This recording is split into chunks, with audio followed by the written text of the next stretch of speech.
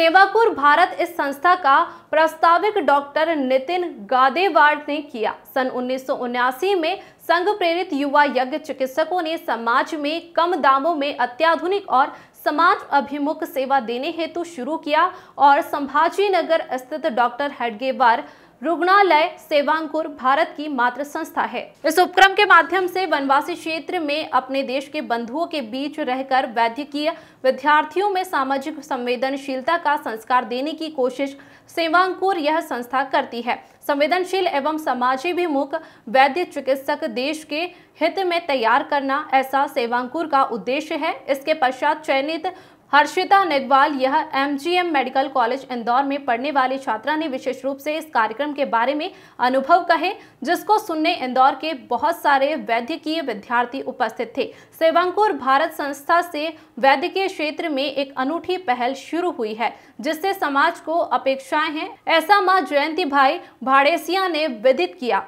मां अशोक जी सोहनी ने कहा कि ऐसे उपक्रम अन्य प्रांत में भी होने चाहिए। माननीय राज्यपाल मंगूभाई पटेल ने कहा कि इस उपक्रम के माध्यम से सेवा का यह बीज हर चिकित्सक में जाना चाहिए। उन्होंने सिकल सेल बीमारी के आंकड़ों को अवगत कराते हुए इस बीमारी के बेमोड़ हेतु सरकार व्यवस्था कर रही है और सभी को इसके साथ जुड़कर बीमारी को नष्ट करना चाहिए। सभी को शुभकामनाएं देते हुए उन्होंने सबका अभिनंदन किया। अंत में आभार प्रदर्शन डॉक्टर राजेश पवार ने किया और राष्ट्रगान से कार्यक्रम का समापन हुआ। मैंने बताया कि बम्बई लेके जाओ, उसका इलाज होगा। मैं कभी नगर पालिका का सदस्य था, तो मैं गया उनको लेकर डॉक्टर के पास। तो डॉक्टर ने पूछा आप क्या करते हो? तो मैंने कहा मैं तो नगर पालिका का सदस्य हूँ, मेरे घर के सामने बच्चा रहता है, वो बच्चे का मत्था बड़ा हो गया, उधर बड़ा हो गया था, हाथ पैर एकदम सूख लग गई। और डॉक्टर ने बताया कि भैया इनको ऐसा करो, बहुत अच्छी तरह से खिलाओ पिलाओ, आनंद से वो जिए, ऐसे करके उसको आपको रखना है। और 4 महीने में मेरे सामने वो बच्चा चला गया। 4 महीने में एक हमारा परिवार के नजदीक का एक विचारधारा से ही जुड़ा हुआ एक परिवार था। उस सप्ताह में 2 बार उनके घर में जाता था। 2 अच्छी बच्ची एकदम रूपवान, एक 4 साल की राधा थी और 12 साल की सुधा थी। और दोनों सिकल सेल की पेशेंट थी। 3-4 दिन टेम्परेचर आया, वो बच्ची चली गई। दोनों बच्ची का मैंने देखा, उसमें से मेरे को लगा कि ये क्या है। जब भी मेरी पर जिम्मेदारी बढ़ी तभी मैंने ये प्रश्न विधानसभा में भी रखा। मोदी जी ने तुरंत पकड़ लिया। क्या है मंगू भाई? मैंने बताया कि साहब ये आदिवासी में अनुवांशिक रोग है, अगर माँ बाप को होगा तो बच्चे में आएगा। अगर एक में होगा, मैंने 2 बच्ची की बात पता है, वो पिता में था, पिता लंबे समय रहे मगर दोनों बच्चियां बचपन में चली गई। मैं डॉक्टर नितिन गादेवाड़, मैं चेस्ट फिजिशियन हूँ, महाराष्ट्र के जालना से हूँ और प्राइवेट प्रैक्टिस करता हूँ। डॉक्टर साहब, जिस तरह से पूरा प्रोग्राम चेकआउट हुआ है, समापन हो रहा है इसका, किस तरह का एक्सपीरियंस आपका रहा है? क्योंकि वनांचल क्षेत्र में आप लोग गए थे, किस तरह का एक्सपीरियंस आपका रहा?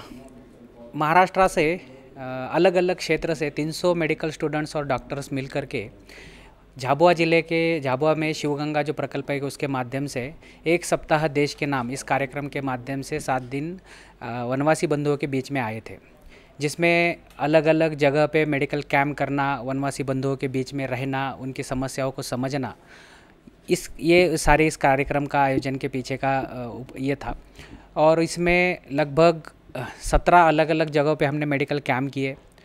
लगभग 3200 से ज़्यादा पेशेंट की जांच हुई।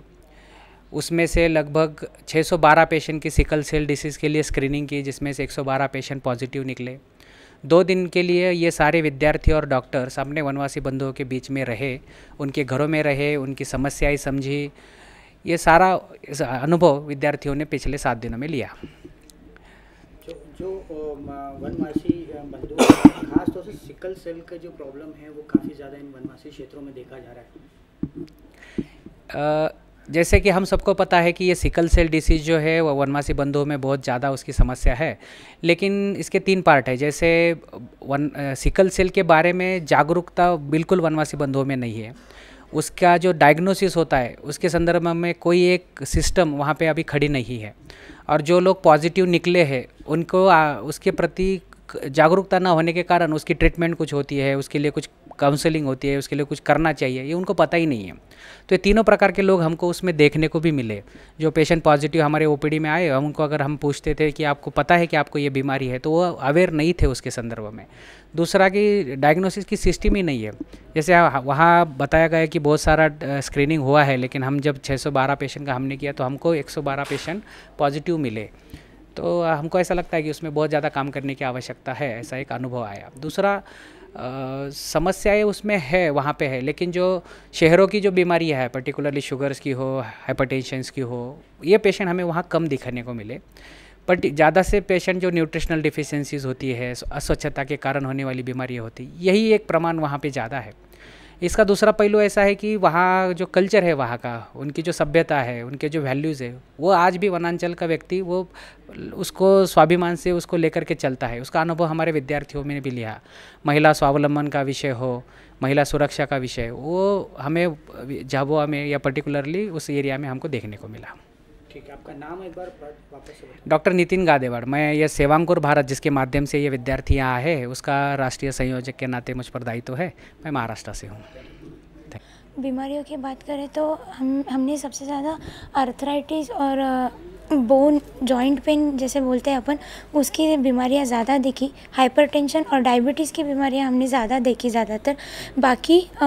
बाकी चीज़ों से हमने साझा हुआ कि गांव के लोग बहुत, जैसे बाकी जगह से हम शहर में रहते हैं तो गांव के लोग बहुत अपनी संस्कृति से जुड़े हैं, अपने पर्यावरण के इतने हैं, अपनी जल धरती माता, अपने पंचवायु को पूजते हैं, मानते हैं, ये देखा मैंने। और इसका अपन ने ये करना चाहिए अपने लाइफ में, जो कि अपने पंच महाभूत हैं उनका। और